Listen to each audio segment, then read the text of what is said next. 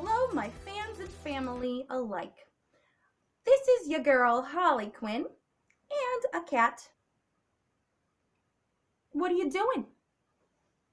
Trying to ruin my video? Okay, you're the star of the show? I don't think so, but today we're gonna read a book. A very short story from a book because I'm not reading the entire thing. This is from one of my favorites, creepy little bedtime stories. I love creepy little bedtime stories. Can you stop it? Can you see this guy? What are you thinking? Come on, Bruce. Anyways. Let's go to the back of this book because it's one of my favorite stories. It's very heartwarming. What are you doing? Brucey, get out of my way. Well, can I help you? Can I help you? Okay, let's get to the story. Let's get to the story. Edgar, the Invisible Kid. Edgar was not really invisible, not at first at least. See, he wasn't invisible once. It happened quite slowly. Like a good stew or a pot roast, delicious, he needed a while to simmer before he became 100% absolutely, positively invisible. Edgar was given as a small child to the richest people in town. Lots of money. Remind you of someone? Bruce Wayne? The Franks. But all the wealth in the world could not make them a likable family. Very true. The father of the clan was a stern, angry businessman. I said that wrong. It says a stern, aging businessman. You see him? He's old and ugly. And he had spent a majority of his years in the stock market. Sounds boring. Buying and selling, trying and yelling. 5 days a week except on weekends when he would worry about work while chewing on his cigar and reading the newspaper. Sounds very boring. The mother that followed was a perfect businessman's wife. She knew the appropriate time and place for everything. Keeping up appearances was her goal in life, although behind closed doors, she was a bitter and petty woman. Not a good person to be. Obsessed only with money and her dying beauty. Dying beauty. She's not pretty anymore, and the ugliness on the inside, this is just me going on a rant, is showing on the outside. So be kind. And yes, Harley Quinn just said that. Be kind. This appropriate couple had created 2 children of their very own, twins to be precise, 2 of the loveliest angels. Long flowing blonde locks framed their crystal blue eyes, which captured the onlooker in a hypnotic state. Kind of like when you have me doing my thing when I used to be a doctor, but alas, those days are over. Unfortunately, their outer beauty did not match the ugliness that they had inside of them. Their years of primping had made them shallow. And since their parents had always given them everything they wanted, they became selfish, spoiled brats. Lame. Blaming everything on other people and crying at the very mention of the word no. Boo-hoo, I can't get what I want. Well, this is what they're supposed to look like. They got evil little faces and curly little hairs. They were very hard to get along with, but since they had each other, because they were twins, they had very little purpose for anyone else. They shared a deep connection which enabled them to speak to each other in thought. This was very unnerving for anyone present, for it was never known if something awful was being said about the third party without them knowing it. That's entirely spooky, okay? That's very creepy. Kind of like a superpower, but like a super evil power. Edgar thought they were freaky. Same, Edgar, same. He thought the whole family was freaky. Let me get closer. The morning he had first met Mrs. Frunk, Edgar's mother had been crying. She had no money and could not afford to feed Edgar, much less herself. She had met a woman, a Mrs. Frunk, who had panicked in a park in the good part of town. Who was picnicking in a park in a good part of town. There's gonna be no cutouts here. If I mess up, I mess up. It happens when you read sometimes. It's just a lot. So she was picnicking, not panicking. And, well, Mrs. Frunk was a stern and uncaring woman. She told Edgar's mother that she would only give her food in exchange for Edgar. I don't like that. I don't like that business deal. She had been unsuccessful in giving her husband a son and knew that Mr. Frunk would very much enjoy getting one for his birthday present. Talk about weirdos. Edgar's mother was a very good mother and knew that she could not feed and take care of him as well as this wealthy woman. It broke her heart to give him up, but understood that it was best for Edgar. She agreed, and Mrs. Frunk took Edgar away, crying. See, they're crying. So sad. Next page.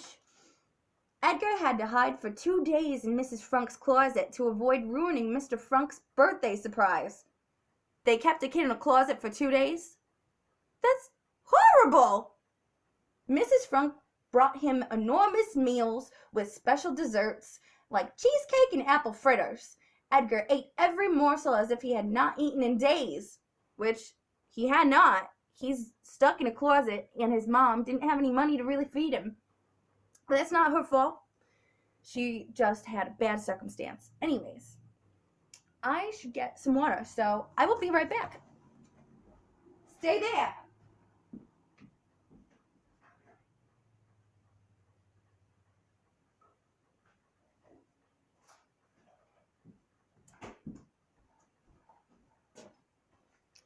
I had apple juice instead.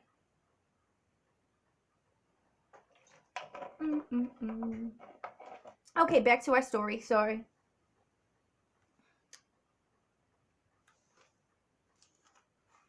Where was I? Okay. Mrs. Frunk said, "My dear boy, we must get you fattened up in time for Mr. Frunk's party. We can't have him opening up his present only to find a skeleton inside. That'd be very Halloweeny." Edgar thought the large meals were heavenly, but when he was finished, Mrs. Frunk would turn out the light and close the closet door. It would be so dark that Edgar couldn't even see his own hand.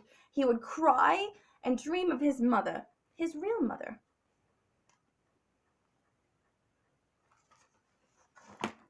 Reading is hard work. Need a drink again. This is apple juice. On Mr. Frunk's birthday, Edgar was put in a box, which was wrapped in handmade Italian paper and tied with a blue silk ribbon. Mr. Frunk was much too busy to open his presents immediately and insisted on eating his special birthday dinner and cake first. Edgar waited patiently, not even moving a muscle when his nose itched. He's stuck in a box. It's pretty messed up. Finally, after eating every crumb on the table, Mr. Frunk sat back in the chair, burped, and announced that he would now receive his presents. He got a new silk power tie, an expensive watch, 3 cigars from Cuba, and a gold-plated pocket calendar.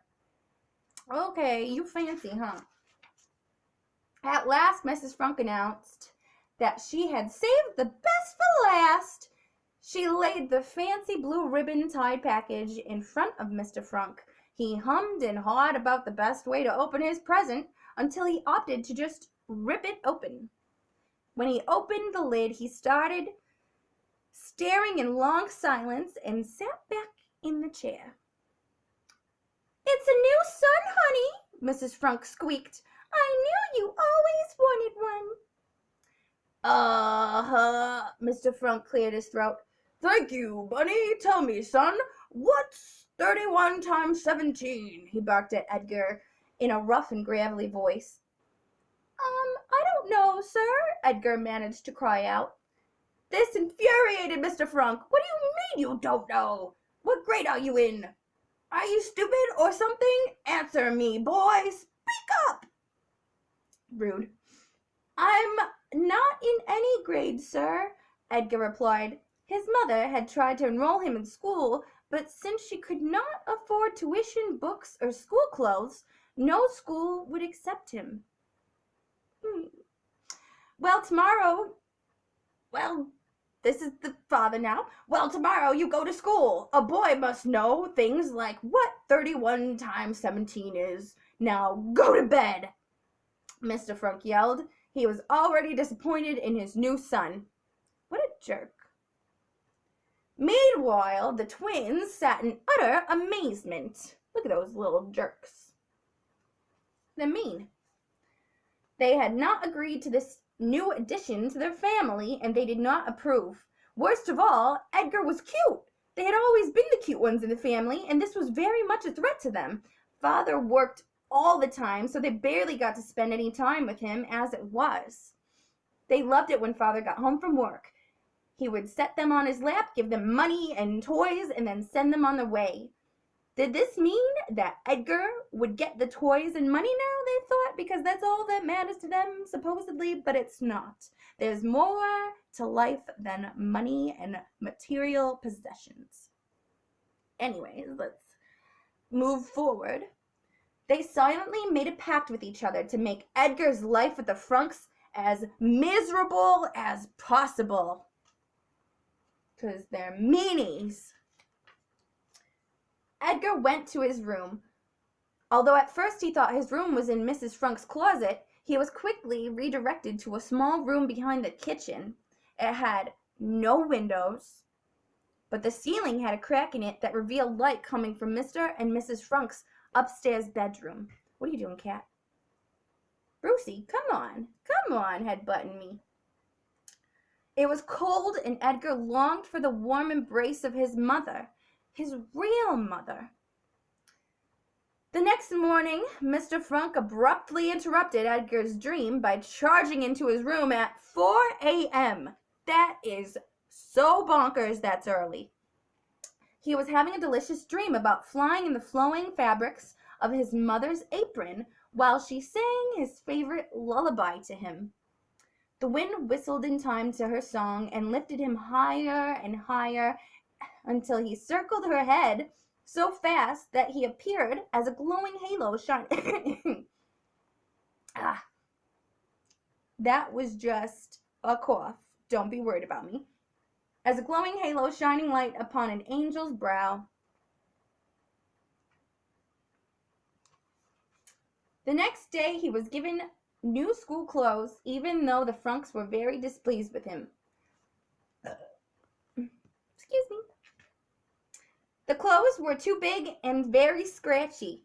Edgar hated wearing them. It was as if he were wearing clothes that belonged to someone else. His new duds did not change the way the other school children felt about him. They still stared and made faces and shot spitballs at his head. The twins still called him names and blamed accidents on him. The teacher would not even say his name at roll call and would never let him ask any questions. Get your claws off of me. The cat is down here just trying to claw at my suit.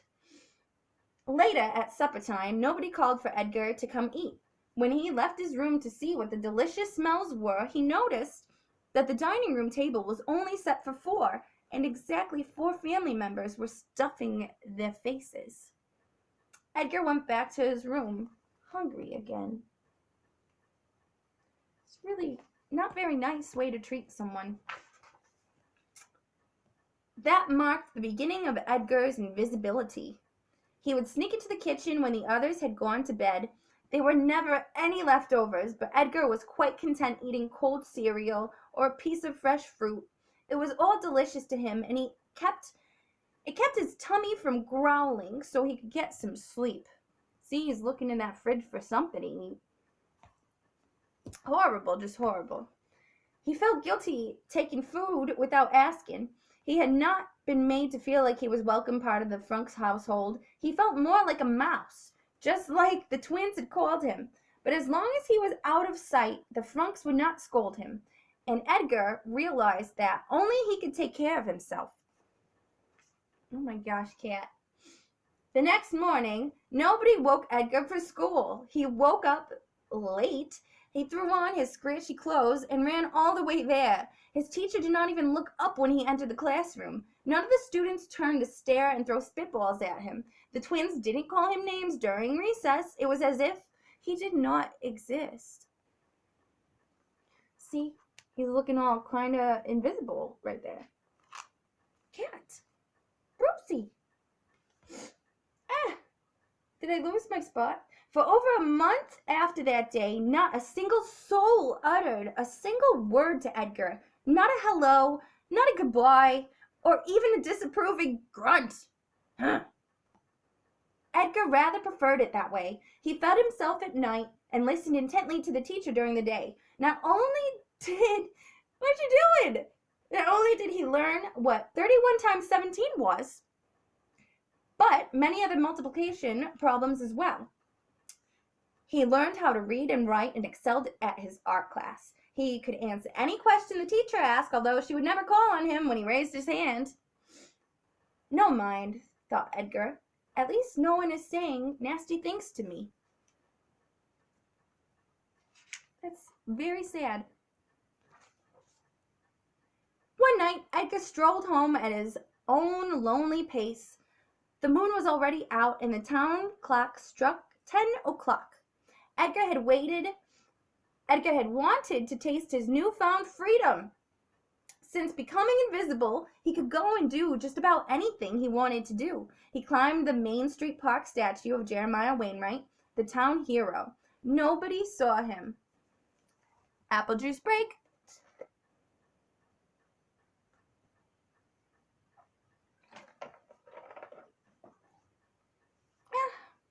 Fluffing my collar. Nobody ever saw him. Edgar was convinced that he was invisible. There could be no other explanation. But just when he passed the soda shop, he heard a slight sound. It sounded like his name. Edgar stopped in his tracks. It sounded so real, but he eventually brushed it off as being the wind. Edgar. There it was again. Edgar stopped and listened. Maybe he had become visible again. Maybe the mean kids at school were coming after him, or the twins, or Mr. and Mrs. Frunk. He heard footsteps. Edgar ran as fast as his little legs would carry him. He ran through the park, over the bridge, and into the community garden. The footsteps, they continued, getting faster and faster on his trail. They were gaining on him, and he could hear his name being called over and over again. He's trying to run away. Finally, when his little lungs felt as if they could explode, mysterious hands grabbed him from behind. These were the first hands to touch him in over a month. Their touch had sent a tingle through Edgar's spine. Not like when the Frunks had touched him, though. Their hands were cold and clammy. These hands were warm and gentle. See? Nice hands. Edgar swung around to see his captor and suddenly realized it was his mother, his real mother. His eyes filled with tears, and he grabbed onto his mother's waist. He felt his body get warm as his mother held him as close as she could. A moon shone bright in his eyes like a star on earth. His arms filled with the color of fresh peaches while he was lifted up to his mother. As they embraced, Edgar once again became 100% absolutely, positively visible. And from that day forward, Edgar never, ever became invisible again. The end.